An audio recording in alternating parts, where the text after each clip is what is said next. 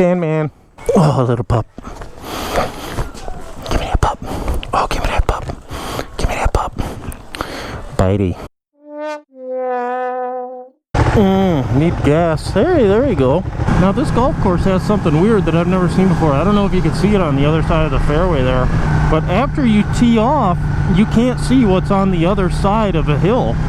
And what happens is dudes they'll hit the ball, and then when they play their next shot, they'll run over and they'll ring the bell so that the next guy to tee off knows that it's okay and they're not going to hit anybody. I never knew those existed, but I'm not a golfer. Obviously, you're not a golfer. Man, my helmet is like real tight.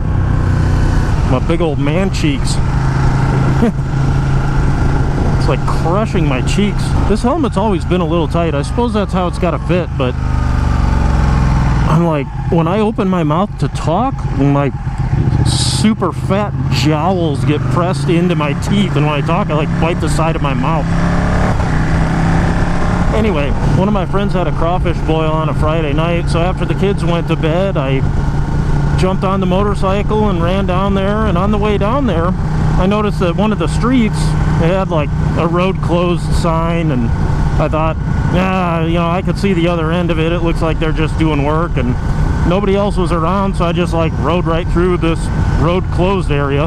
But on the way back, it was probably like 9:30, maybe 10 o'clock when I ended up leaving. And on the way back, I was like, you know what? I'm a rule follower.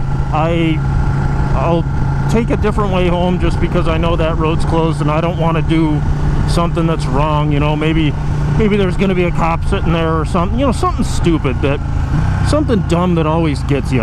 Have a little bit of bad luck, and then you end up being like, I wish I would have done the right thing. I go another way, which is kind of like the main road into the town that I live in. And when I'm pulling up, like let's say that this is the road that my friend lives on, I come up over a hill like this, and there's a cop sitting right on the side of the road, like right where this house would be, with just his lights off. And like, wow, he must be whacking people for speeding.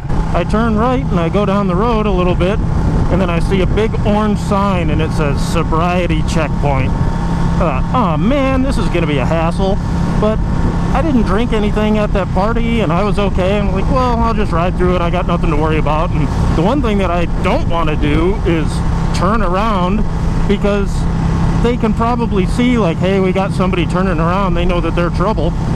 And then the dude that was sitting at the intersection that I thought was whacking people for speeding would be the guy that pulls you over and gives you a question of like, why are you turning around? So it's almost like an admission of guilt at that point. I ride into the sobriety checkpoint, and they're waving people through and they're looking, and they've just got like a parking lot full of cars.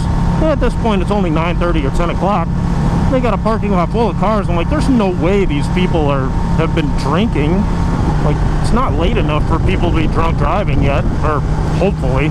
So I pull up and the guy says, hey, can I see your license? And give him the license.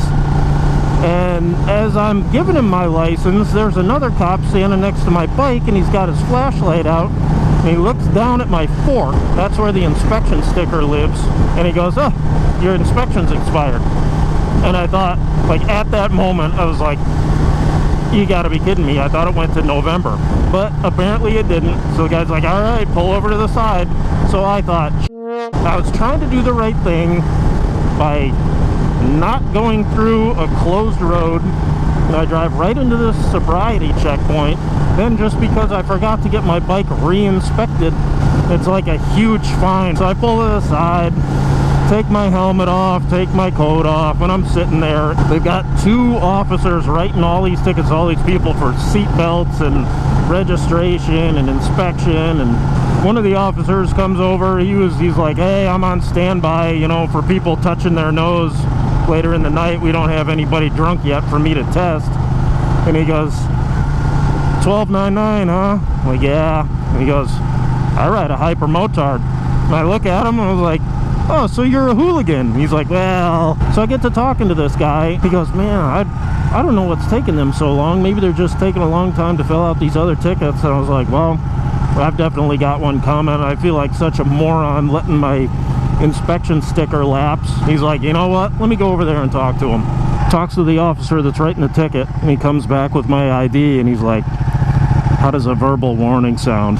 Like, oh, you gotta be kidding me. I was riding this way a few weeks ago, and right when I got up on this crest up over this mountain, like right as I got up over this crest right here, there was a little baby deer standing right in the middle of the road.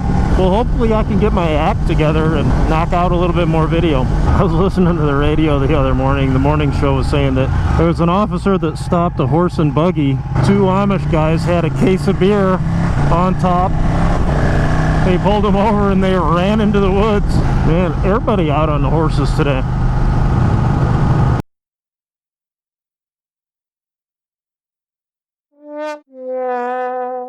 Quite the slope here.